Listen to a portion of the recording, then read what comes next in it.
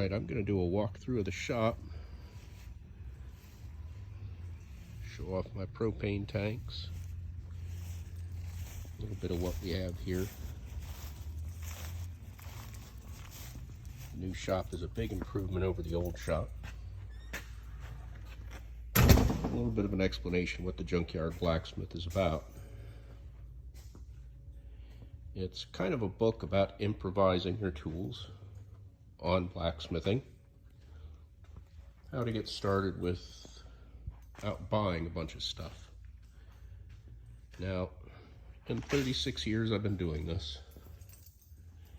I do have quite a collection of tools. I've got a bit of a machine shop. And it is a huge mess.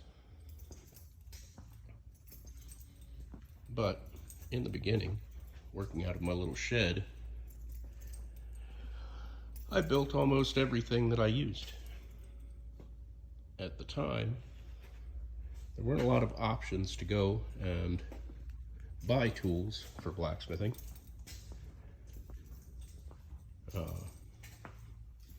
There was Centaur Forge and a few other similar companies.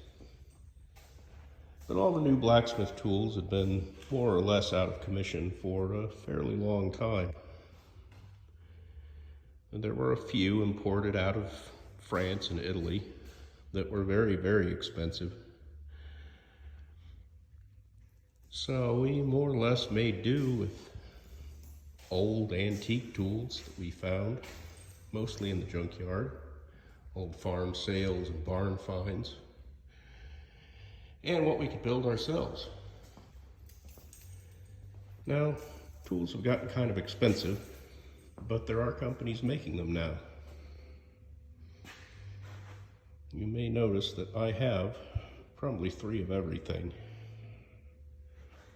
That's a function of being a pack rat and having been doing this for a very long time. Now, all of this was stashed in my little 18 by 20 dirt floor garage prior to moving to this new location.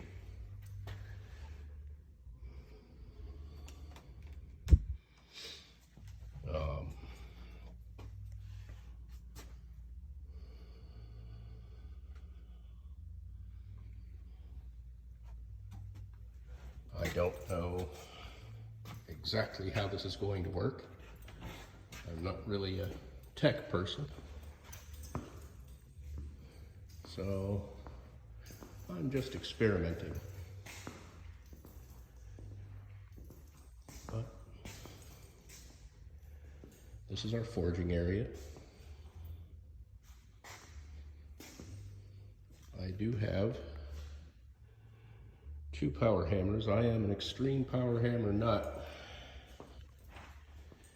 I've owned about 6 probably total.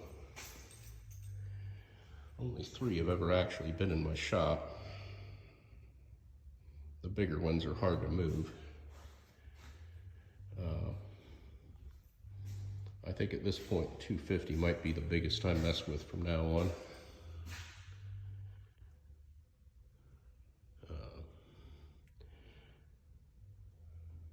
So that's the shop. We run gas and coal.